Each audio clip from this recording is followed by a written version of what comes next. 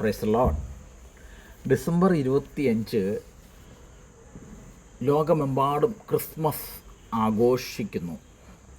Carol ഗാനസംഘങ്ങൾ അതിൽ പ്രധാനമാണ്. ക്രിസ്തുമസിനോടനുബന്ധിച്ചുള്ള അനേക ശുശ്രൂഷകൾ ലോകമെമ്പാടും നമ്മൾ കാണുകയും സന്തോഷിക്കുകയും ചെയ്തു. എന്നാൽ ഇന്ത്യയിൽ, കേരളത്തിൽ ചിലയിടങ്ങളിൽ ചില അനിഷ്ട സംഭവങ്ങൾ ഉണ്ടായതായിട്ടും നമുക്ക് കാണുവാൻ കഴിഞ്ഞു. ജാതി മത ഭേദമന്യേ രാഷ്ട്രീയ നേതാക്കന്മാർ ഒക്കെയും അതിനെതിരെ ശബ്ദമുയർത്തുകയും അപലപിക്കുകയും ചെയ്തതായിട്ടും നമുക്ക് കാണുവാൻ കഴിഞ്ഞു.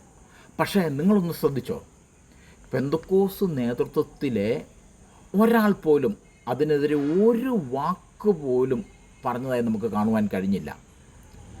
പെന്തക്കോസ്ത് നേതൃത്വ പ്രസ്ഥാനങ്ങളിലേക്ക് നേതൃത്വമോ നേതാക്കന്മാരോ പെന്തക്കോസ്ത് കോളത്തിൽ ഇല്ല എന്ന് നമുക്ക് തോന്നിപ്പോയോ? അല്ല, വേദപുസ്തക വചനങ്ങൾ അപ്രകാരം തന്നെ അനുസരിക്കുന്നു എന്ന് അവകാശപ്പെടുന്ന നമ്മൾക്ക് ക്രിസ്മസോ ഗുഡ് ഫ്രൈഡേയോ ഈസ്റ്ററോ ഒന്നും ഇല്ലല്ലോ, അല്ലേ? കഷ്ടം, അല്ലാതെ എന്ത് പറയാനാണ്. മറ്റൊരു കാര്യം കൂടി ഞാൻ നിങ്ങളോട് പങ്കുവയ്ക്കട്ടെ. നാമധേയ ക്രിസ്ത്യാനികൾ എന്ന് വിളിക്കപ്പെടുന്ന അവരുടെ പള്ളികളിലുള്ളതായ ഭക്തിയും ആ നിശബ്ദതയും നമ്മുടെയൊക്കെ ആരാധനാ സ്ഥലങ്ങളിൽ അനുഭവപ്പെടുന്നുണ്ടോ നിങ്ങളും ഞാനും? അല്ല, ആ ദൈവസാന്നിധ്യം. അവർ ആരാധനയ്ക്ക് ആദ്യം വരുമ്പോൾ അവരുടെ പള്ളികളിൽ അവർ മുട്ടുകുത്തി പ്രാർത്ഥിക്കാറുണ്ട്. ഓ, നിങ്ങളോ?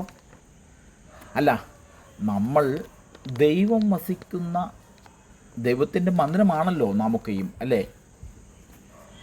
എന്നാൽ ആ പുരോഹിതന്മാരാണ് ഈ അനീതിക്കെതിരെ ശബ്ദമുയർത്തിയതെന്ന് നമ്മൾ മറന്നു പോകരുത്. എന്തുകൊണ്ട് നമ്മുടെ നേതൃത്വങ്ങൾക്ക് അതിനെതിരെ ഒരു വാക്ക് പറയാൻ ശബ്ദിക്കാൻ കഴിഞ്ഞില്ല എന്ന് വേദനാപൂർവം നിങ്ങൾ ഞാനും ചിന്തിക്കേണ്ടതുണ്ട്. നമുക്കൊരു മടങ്ങിവരവ് ആവശ്യമാണ്. അല്ലെങ്കിൽ നമ്മുടെ തലമുറകളോട് നമ്മൾ ഉത്തരം പറയേണ്ടതുണ്ട്.